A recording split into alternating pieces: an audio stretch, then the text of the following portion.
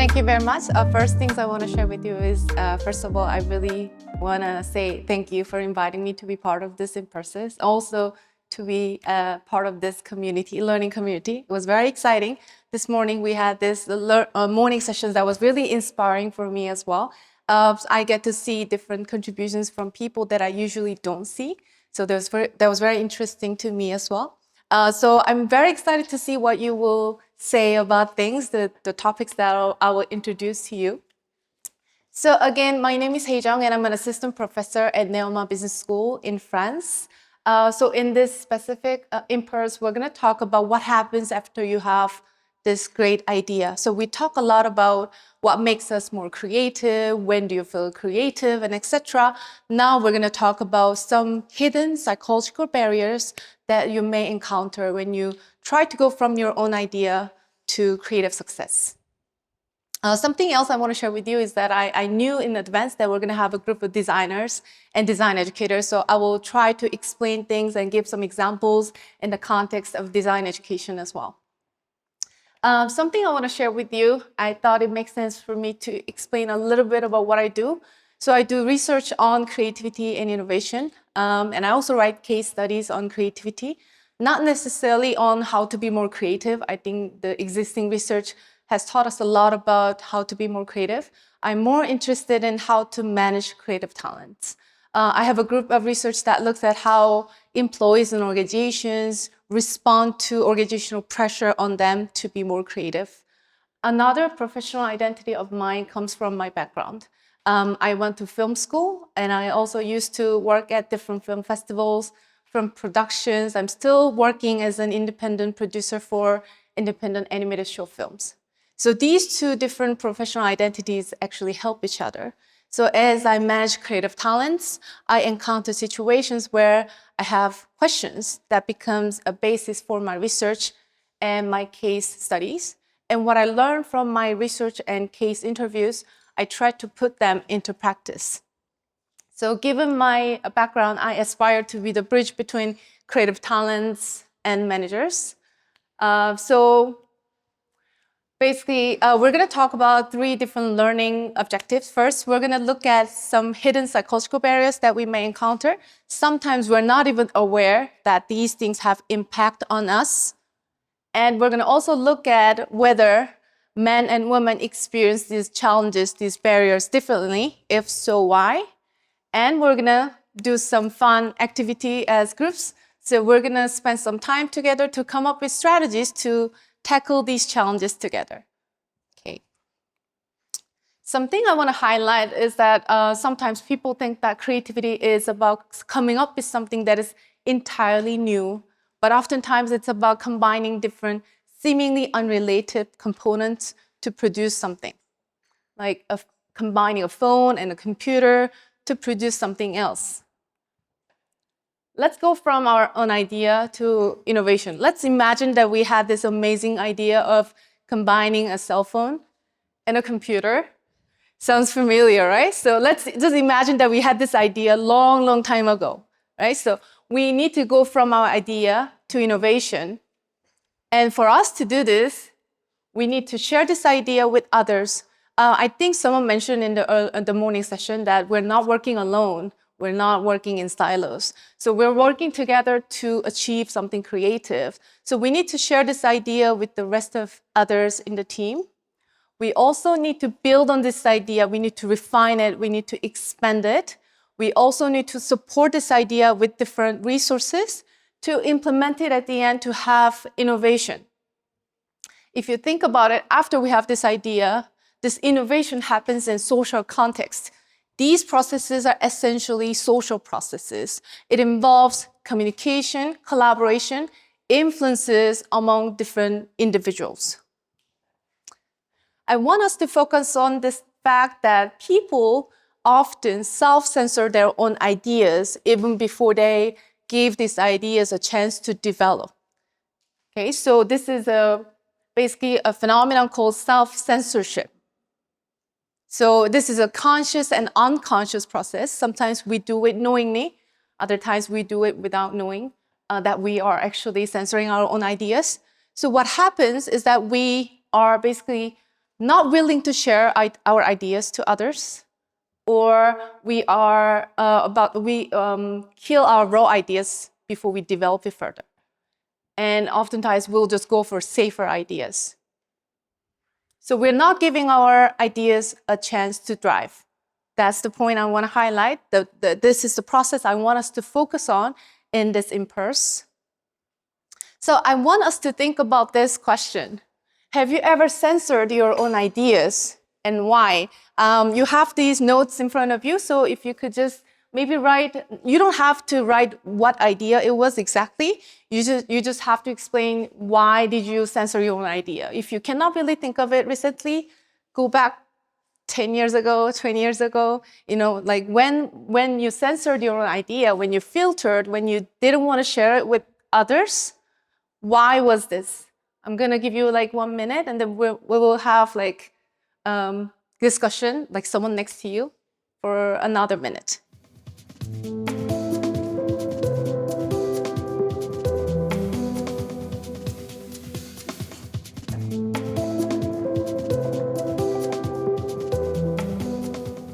Okay, if you thought about one incident, can you please talk to someone next to you for about a minute or two? Why did you censor your own idea?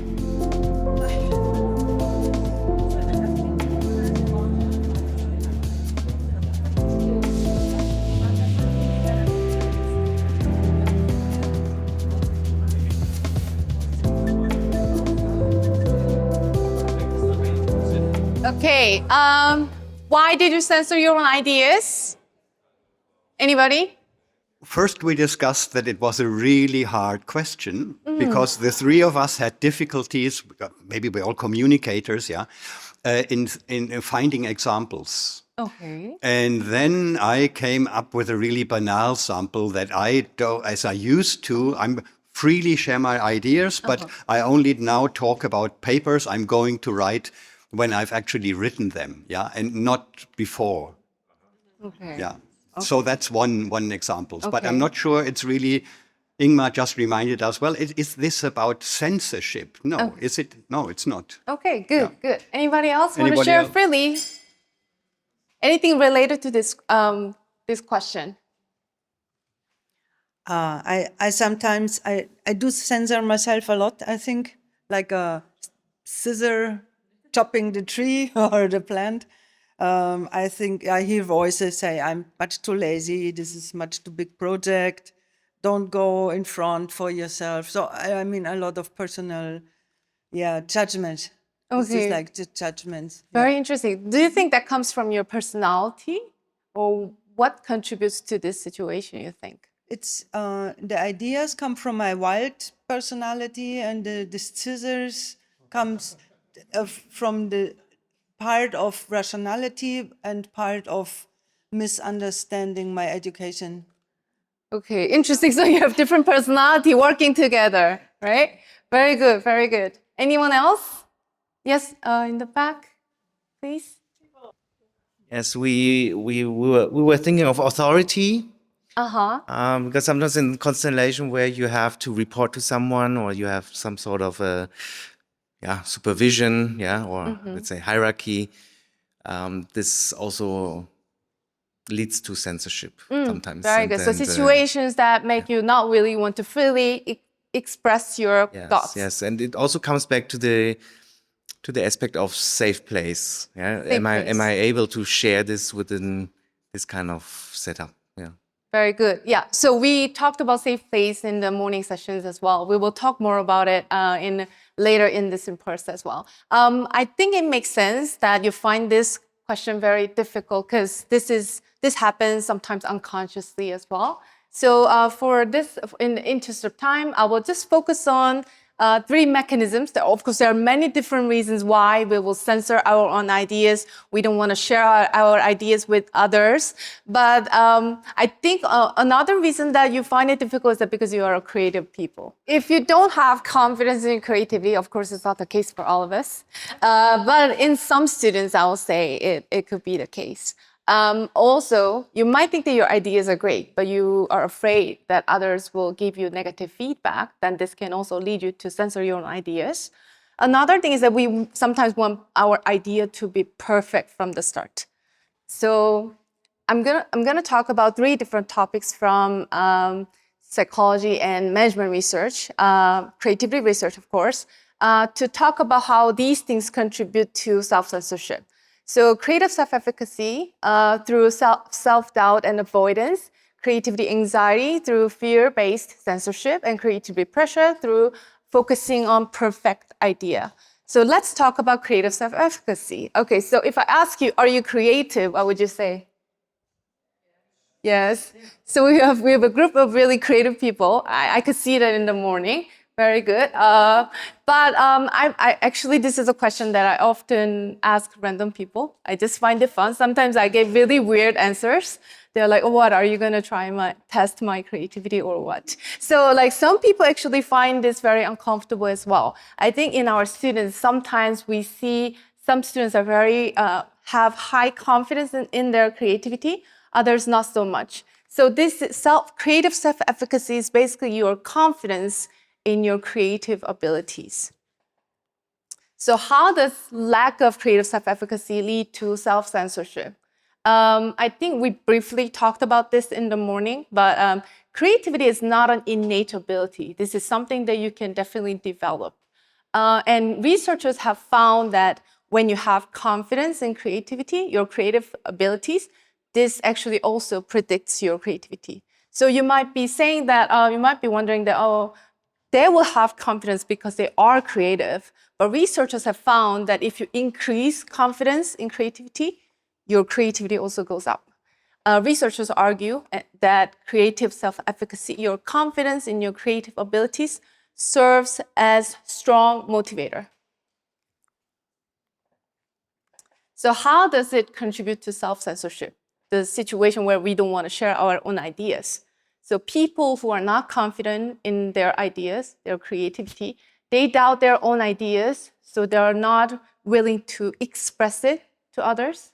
And because they are not confident in their creativity, they will not engage in creative challenges much, which means that they're not giving themselves opportunities to have creative achievements. So their confidence also suffers again. One example that we can think of in the context of design education, I would say, is a student might have a really good idea, but thinking that this is not really a creative enough idea, so they're just not sharing. Of course, it's in their head, so we cannot really tell, but this is an example of student lacking confidence in their creative ability. So, but the good news is this, confidence and creativity is not a fixed thing as well.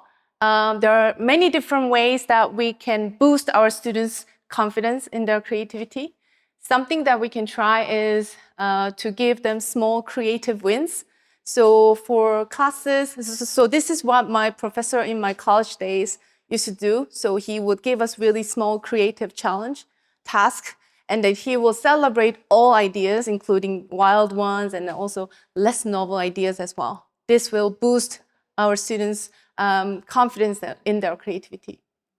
Also, researchers show that when others have confidence in our creativity, our confidence also goes up. So we can also express our trust, our confidence in our students' creative abilities as well. Another thing is that when, as instructors, when you have confidence in your own creativity, this also has a positive impact on our students because you're setting a good role model. Something else that you can do, this is also very practical, I'll say, you can give them creativity training. So what is creativity? Things that we learned today, you can just basically do another lecture for your students as well. So what promotes creativity? What hinders creativity? Different types of creative tasks, and also different techniques that they can use for different creativity tasks. When they get themselves engaged in these creativity tasks and training, this also boosts their confidence in their own creativity. I want to hear from you. Is there anything, maybe not from the list, is there anything else that you are trying? I think today we're really here to learn from each other. Like, is there anything that you are trying to boost your students' confidence in their creativity? Anything you want to share with the rest of us? Well, in my curriculum, there's kind of one session for prototyping, and I specifically show them the prototypes that look very, very crappy from my own studies and also my peers when we studied, kind of to get them going, and that they don't have to be afraid to show whatever they come up with as kind of their first ideation. Very good. Anything else? Is there anything else that you are trying? Maybe from the list or something else to boost? It's actually quite basic, but I just do a good old brainstorm where I mix the groups. So I'll have them work on their own problems in their own groups, and then I mix them across groups and have them brainstorm on other people's problems. And prior to that, give them encouragement to come up with very wild, silly, not possible ideas. And then they always walk away from it and they're like, I didn't know I could think like that, right? It seems like very basic to those of us who do this very often, but I find to students it's always this total revelation, like, wow, I didn't know I had that in me, which is pretty fun. I think it's clever to create a pathway for them, a certain task, and then they are not aware of it. Because then they're a little bit more relaxed and it just pops out rather than just pointing at it and give me an idea. And then just automatically, without knowing, they come up with great stuff. And then they realize that later. Oh, that's really clever. That's good. So I really had to think. I think encouraging self-efficacy we do through challenges. Yeah, challenging them, the students, not with exercises, but with tasks that may take a couple of days or a couple of weeks to realize. And we always, so I don't really like to praise. It's more giving feedback, saying this is really strong. Warm shower, cold shower, then I criticize the points. And then I ask them to analyze and reflect, and mostly in a written form. So what have you done? What have you done better? How could you have done it better? And so they get into writing. I'm a theoretician, yeah, and they should learn theory. So it's about getting into writing and reflecting and making this in their journal, for example. That's very interesting. So you're making them analyze their own work as well, and then the results of their work. That's very good. Yes, please. In the back. Yeah.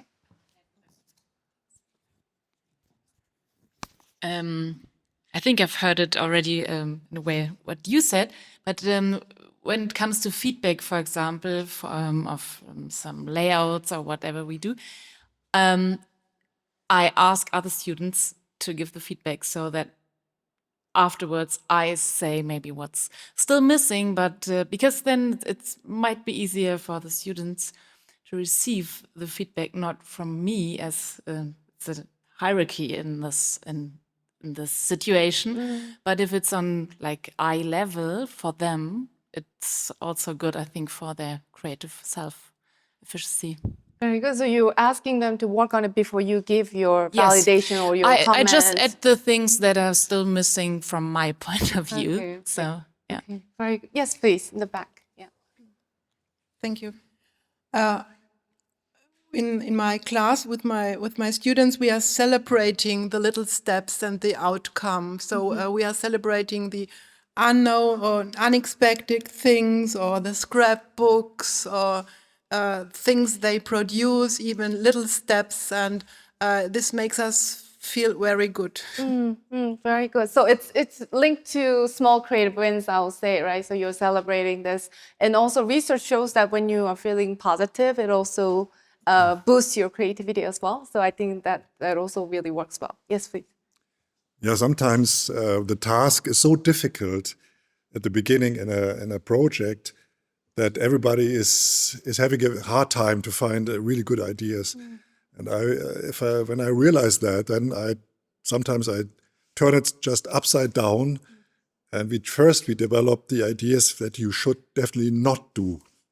So, and often it's a lot of fun, but it boosts creativity extremely. So these results are sometimes really good also to present at the end, because then the client or the people who we work for, they are really astonished to see just the opposite of the solutions they need.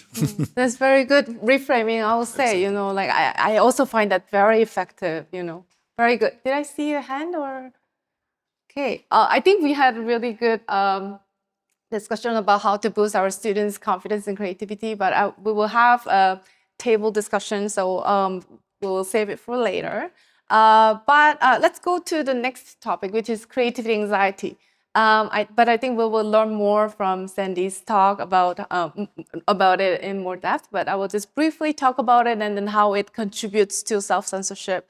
And I know we are a group of creative people, but have you ever felt anxious working on creative tasks? Should we have like a pair discussion first? Yeah. Okay, let's have about 1 or 2 minutes. Please talk to someone next to you about a situation where you felt anxious working on creative tasks.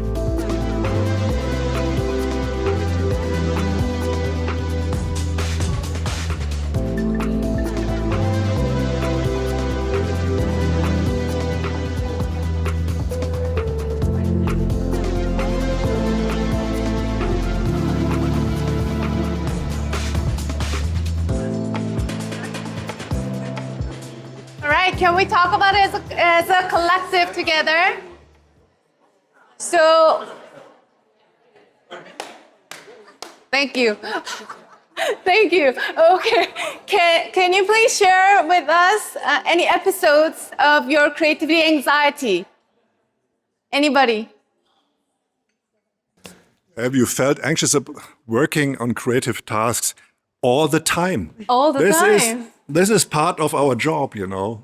We are not Batman or Superman. We are very sensitive persons as designers, and then you very often think about, like, I'm really a designer.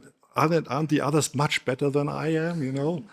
And anxiousness is part of the game. Very good, right? So it's embedded in what we do, right? Very Absolutely. interesting. Comparison you're talking about, right?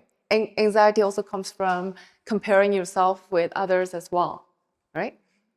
Of course, if you are in front of a client, you should not really show it to him, you know. that is also part of the game. You have to, in a certain way, you have to have a mask, you know. You should not show the client that you are sort of a very sensitive and perhaps anxious person, but that's reality, you know. You will not be very good in creative work if you have not this anxiousness. Definitely not. Yeah, it's embedded to what we do. Very, very interesting thought. Very good. Yeah. Anyone else? Or is it too often happening? I would like to add not more so much. When I was a student, it was terrifying. It was a horror trip, comparing me with the other students when I thought they are creative and I can nothing. So But now I'm trained. I'm teacher for 30 years, and I'm a bit much more relaxed. okay. What do you think gave you this confidence not to experience this anxiety anymore? The training. The training, Yes. trained to deal with this anxiety? What else? No, to trust in the results of playing, research all these things, iteration, phases, and what we heard today.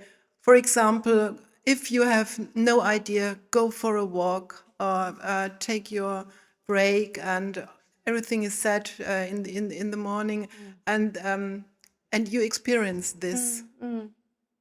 Very good. So you have expanded knowledge and then know-hows on how to work Much on- more, Okay. much more, but not enough. But as yet. you said, you know, our students might have this anxiety related to creativity. Any other one? Maybe one more? Yes, here, please. So I think it's about rethinking of the idea, because often you have this idea and then there are the client who doesn't follow, and then you are frustrated, and then you're translated in a wrong image, I don't know, and then you see the idea and you think, yes, yeah, perhaps I was a little bit wrong, but then your knowledge train you also not to be frustrated that you have to start every time.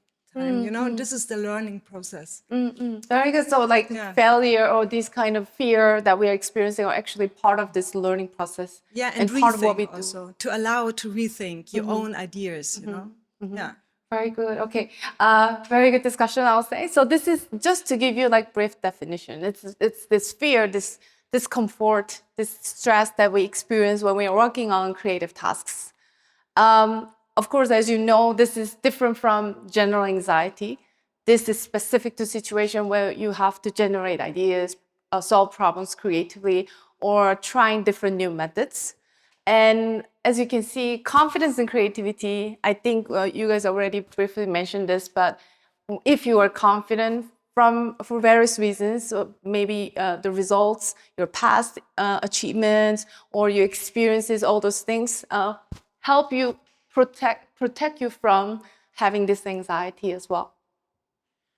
Of course, it's not only a challenge for artists, it's also a challenge for scientists, engineers. So what researchers are saying is that whenever there is this requirement for you to be creative, that of course there is a possibility that you will experience this creative anxiety. And as you said, this is this uncertainty, this embedded uncertainty, really contributes this creativity anxiety that we are experiencing.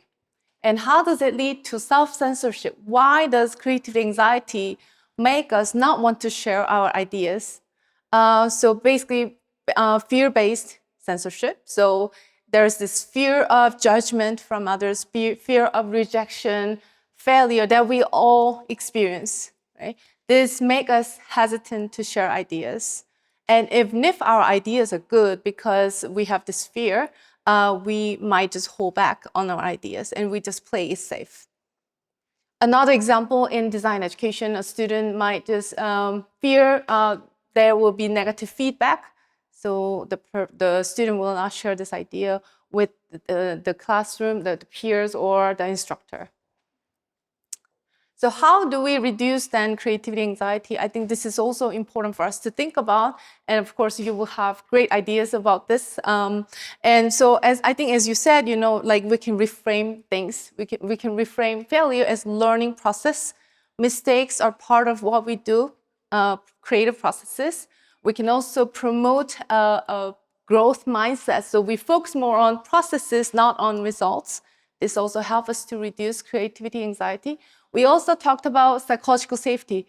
We talk a lot about safe space.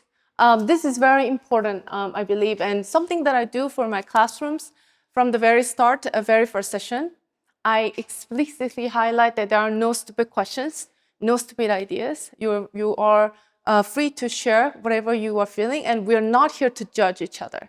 So this psychological safety is basically a situation where people feel safe to share ideas, make mistakes, and it's very important for us to develop for students not to experience this creativity anxiety. And this embedded uncertainty that we are talking about comes from the fact that because there is no single right answer, we can also highlight that there are no wrong ideas as well. We can also expand their ways of thinking from these aspects. Also, you can boost students' creative self-efficacy, their confidence in their creativity. This will, again, protect them from having anxiety from creative works. Last topic I want to talk about briefly is creativity pressure. I think we all experience this. Pressure on you to produce something creative. We talk a lot about how to be more creative, but in reality, we also experience this pressure as well from clients, from teachers, or from supervisors, for example. Or we are in a situation where we have to pressurize someone to be more creative. This is external pressure on someone to produce creative results. I'll say in management research, this is an emerging research topic. And in business context, we see often innovate or die. So this really reflects this pervasive pressure on employees to be more creative as well. And one question that I often get is that, isn't it only limited to creative domains like architecture or design? But I would say this is not really the case. There is only a varying level of creativity pressure. So I once did a case study with a civil servant in Korea, and she was complaining about the pressure on them to be more creative, even though when she signed up for the job, she didn't expect to experience this. So I will say that because creativity, often people believe that it leads to positive outcomes, results, competitive advantages, especially in corporates. So I would say that there is this varying level of creativity pressure. Okay, how does it lead us to not want to share our ideas? Basically, it makes us to focus on wanting to have this perfect idea that will work, that will produce something creative. So we will delay our creative efforts if it doesn't work from the start. And also it kills intrinsic motivation and also freedom, which I think we talk a lot about intrinsic motivation this morning. It's very important for us to be creative, but when you have this external pressure on you, this is extrinsic motivation, so you will also suffer from this. So these are some of the barriers. In the context of design education, a student might be overthinking every idea too much and scrap all the idea if it's not perfect from the start. If they don't have this, they don't hit this aha moment from the start, they will just scrap it and they will just at the end submit a safer idea. How do we manage this creativity pressure? The focus here is on, because it comes with high expectations, it is evaluative in nature. So what's important is that we need to provide support as well. We should balance these high expectations with supportive environment. For example, give them resources and also give constructive feedback and etc. for them to deal with this pressure.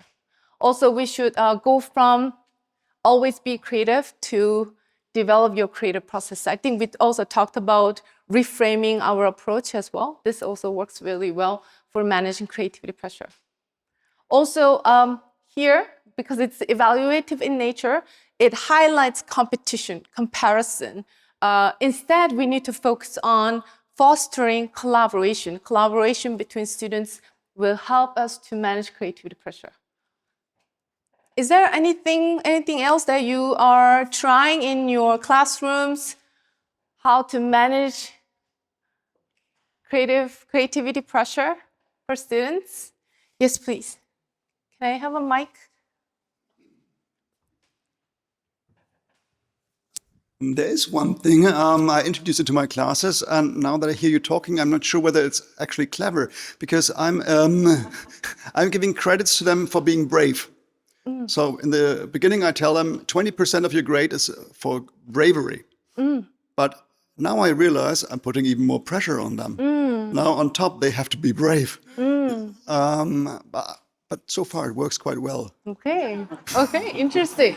Maybe they are already intrinsically motivated, right? So maybe if they cannot handle this pressure. Yeah, but also I tell them, I mean, I want to see you do experiments, and it's quite likely that it's going wrong.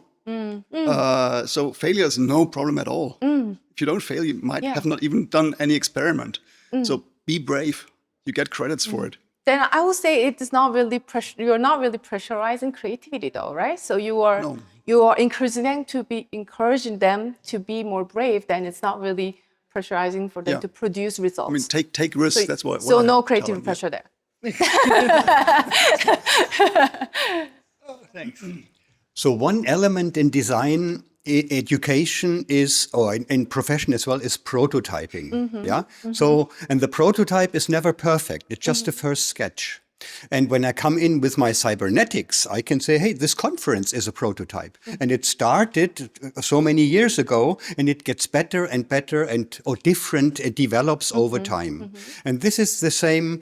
So we can take the prototyping idea and put it into education and say, our seminar, what we are doing, we are all trying our best, and this is a prototype. It's a process. All our experiences, all our learning is a process, and we are going older and we're learning. And so we designers can use the prototyping notion as a prototype for education and talk about that Very interesting. and frame it this way. Yes, yes, I love that. Very good. Anyone else? I have maybe one aspect, and this is how do they work together in a group as students. And what I do is I give them a very easy task to do, perform like this egg challenge, whatever, and then time pressure, 10 minutes, and then no other instructions, and then they have to find a solution. And then usually they fall into their roles, as there are some who are very expressive and some who are very silent. And then and shortly after that, I just want to self-reflect them on what was my role and do I contribute or not, and what was the reason for it. So and that might also make the more louder people think about maybe I should ask for others for their opinions, and on the other hand, the more silent students to maybe be more expressive. Very interesting. So context really do matter, right? Okay, I think interest of time, we will just move on. Thank you very much for your contribution. It's very exciting. So to summarize, when students don't have confidence, when they feel this anxiety or when they're under pressure to produce something that's creative, it will lead to self-censorship of ideas. And of course, the outcome of all of this is missed opportunity. And as I talk about this topic, I want to share with you a growing research that looks at and explain how a certain social group is suffering more from these barriers, which lead us to talk about gender. And if I ask you, man and woman, who is more creative, what would you say? The same. The same. Anyone else? Same in different ways. So same in different ways. Interesting. Women are more creative. Any men here? No? No? Okay. Women or the same. So this is not a trick question, I promise you, but research shows that there's no gender difference. So women and men perform equally on different types of creativity measures, but one of them is actually less expected to be creative. They receive less support for their creative activities, and they themselves are less likely to put efforts in creative works. Any guesses? Yes. No guesses? Yeah. Women. Okay. As you guess, women are less expected to be creative. Women receive less support for creative activities, and women themselves are less likely to put efforts for creative work. Another interesting research I want to share with you actually looks at how when people see an invention from a man, they attribute it to his genius, his aha moment. When they see an invention from a woman, they attribute it to her hard work. So this is how we are different when we look at invention from men and women. So these researchers actually explain why.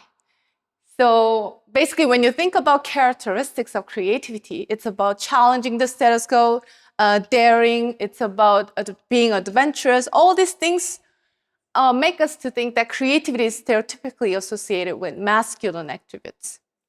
What it means is that both men and women internalize this idea that creativity is a masculine activity. And this is why researchers have found that when people see men, they think that men are more creative. So any gender differences in terms of these three different topics that we talked about? I just want to briefly share with you these recent research developments in management studies. So what we have found is that compared to men, women tend to think that they are not creative. So there is this gender difference. And I was also able to replicate this in my data as well. And when it comes to here, they're talking about anxiety. These gray bars actually look at non-creativity anxiety. So this is more general anxiety. There's no difference between men and women. But when it comes to creativity anxiety, as you can see, women experience higher level of creativity anxiety. And this was also replicated in my data. Something else about creativity pressure. So my research shows that compared to men, women are less likely to see creativity pressure as an opportunity for growth. So men actually appreciate this opportunity, but women are less likely to appreciate this opportunity for growth. And another very interesting recent research talks about this difference. So they ask both men and women to generate different ideas, and there's no difference when you're generating ideas.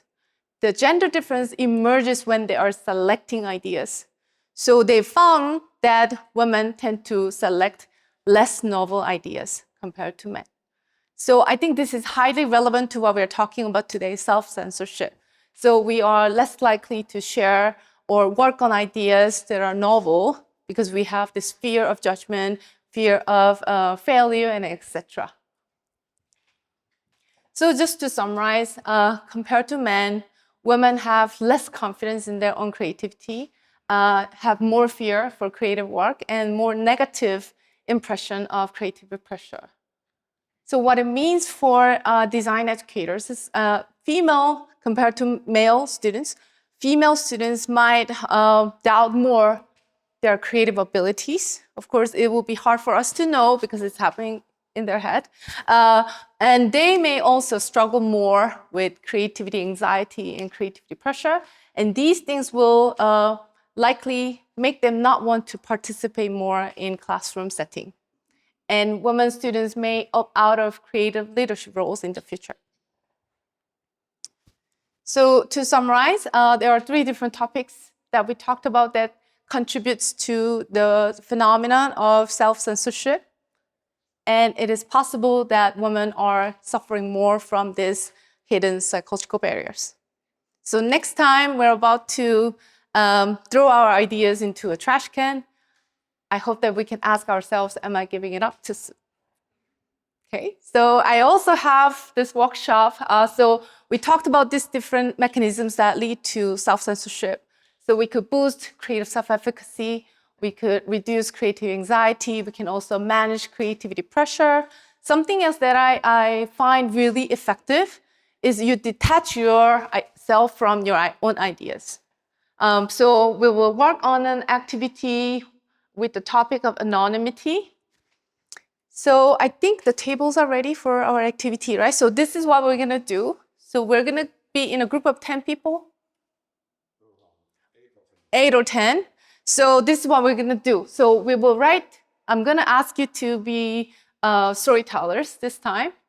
So we're gonna write 2 stories, story 1 and story 2, and both of them actually have same opening sentence. People arrived at the museum expecting a collection of objects, but what they found was something they could never forget. So what we're gonna do, I find this exercise really useful, building on someone else's sentence to write a short story together. So in story 1, it will be single direction, and you will write your name after your sentence. And story 2, I'm gonna ask you to randomly give it to someone next to you, not next to you, and make it anonymous contribution. So I'll explain it further. So for story 1, basically, if there are 10 people, it goes this way, and then you will write your name. And each paper actually has clear instruction. And story 2 will be random order, and then it will be anonymous. So this person will give to this person, that person. What we did for the introduction last night, random order. And then we'll work on this. And I think we don't have enough time for this, but let's have about 15 minutes for this. So there will be, at any given point, there will be 2 people working on stories because there are 2 pieces of papers. And the rest of us will basically do a brainstorming idea to come up with strategies to prevent our students' self-censorship. And once you finish this, you can also have discussion in your team to talk about how your experiences with 2 stories are different, if there is any differences. And you can use insights from the activities. But and I think in the interest of time, I will also just give them these papers. So I have also prepared this creativity fostering teacher behavior. So this 20 list from research, I was thinking that we could use this list to underline behaviors that you are already using, and also circle behaviors that you want to improve on your own. And you can have discussion in your teams, and then we can use these insights from this list to update our list of strategies. Okay, is that clear? Okay, we're just coming up with a list of strategies.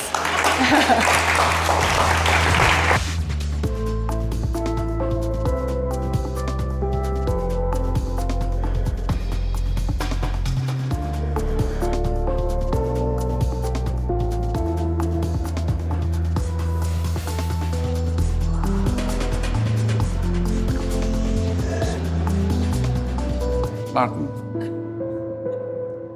I have nothing to say. Not yet. Do we need to say something? I think. No, I mean, whatever you want to share from the list of strategies, but I thought you wanted to share the entire stories, no? But that's Well, it was too kind long. of secretive, but what I thought was very funny is that there was some commotion about what to do, and people got quite upset about something that I thought was quite fun. But I don't know. Maybe I'm blessed with not that much intellect that I think things are mostly funny, if no one gets punched in the face. But I liked it, and that was my observation was there was some commotion, and I think the rest. I don't teach that much professionally as in you guys, so I think there's people that definitely have more interesting things to say. Okay. Well, actually, our group was back there. I joined in the last couple of minutes, to be honest. I thought, will this be graded? How many words do we have to write? Ingmar just said they wrote 7 pages, and we only have, I think, 1 page for each. And so I can start reading, and you guys can comment. So the people arrived in the museum. When they entered it, it was the most beautiful smell they had ever noticed. They started searching for the reason and location where the smell comes from. It seemed to be from the outside. But someone started to ask questions. After a while, they found a small fountain in the floor. Water was running down the stairs, and a waiter served hot coffee. Suddenly, new sentence, suddenly they saw cooking pots with delicious food inside, and they tasted it. And this was how they discovered where the beautiful smell was coming from, but what was in the pot? Mysterious. Okay. And that was the story we made. So, and the first one, I think someone else has to go through the first leaf. So that was the one with the names next to it. Take it, Daniel. So same story. The people arrived in the museum and they see animal designed chairs. And they imitate the shapes of the chairs with a body performance and sing and stomp according to their own the animal patterns and imitate their sound to a concert. More people come and enjoy the show. They start to build funny sculptures with all the chairs they had already built, so children can jump on them. And the children started to integrate themselves into the huge body chair sculpture.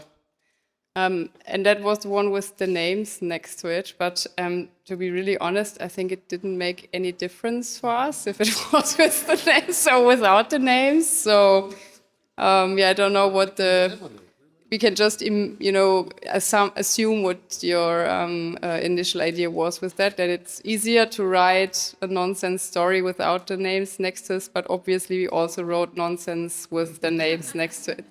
So, I don't know. But there was a lot of confidence in the group that... Probably, yeah.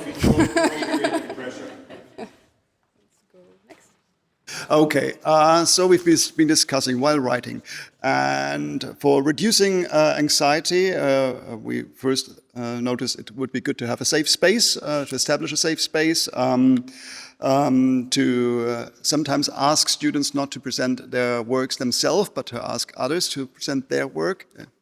So it's not that they have to stand in front of all of them and read out post-its like me, as if it was my post-its. Then for creativity pressure, there was the idea of breaking down tasks into small-scale exercises to make them more confident in the beginning of the classes or the courses, to emphasize rather process than results. And in case of tension between students, that we educators are rather facilitators of, asking what is the conflict and trying to find, helping them to understand. Someone has written this while I was writing the story. Being the facilitator to point out gaps of understanding. Last page. CSE. Encourage CSE. Again. Wait. Anonymity for more safety. So we've been writing so much. Instead of to make them feel more safe, maybe sometimes they can't say something clever about their work, but they can say something clever about any other field of expertise. So making them confident by asking them to talk about any field of expertise. This is just to sum it up very quickly. Now maybe back to our stories. They're so much more exciting. Any more strategies we can learn from? Because on the stories we can learn at dinner. Yeah. Just read it. I hope I can read it.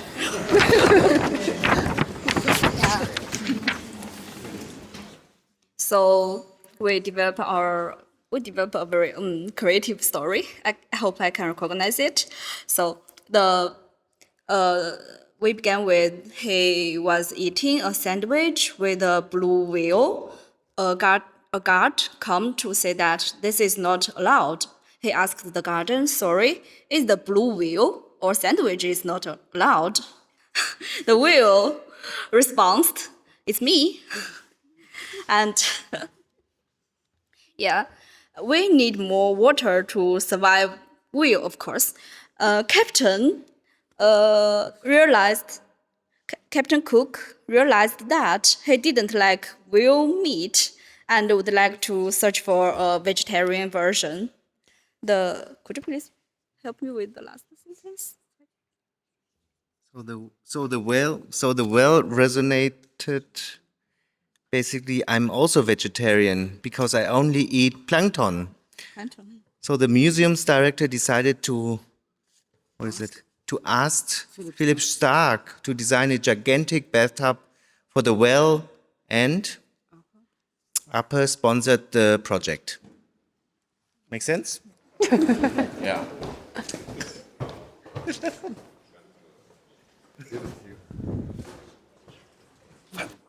Okay, thank you very much. Sorry about the time pressure. That wasn't intentional. But I hope that we had more time to work on this. And I really appreciate all your contributions. It was really good learning opportunity for me to hear from you. And I hope that any of this can also ignite more conversation among us. So thank you very much. And yeah, we're gonna have a break. Thank you. Thank you.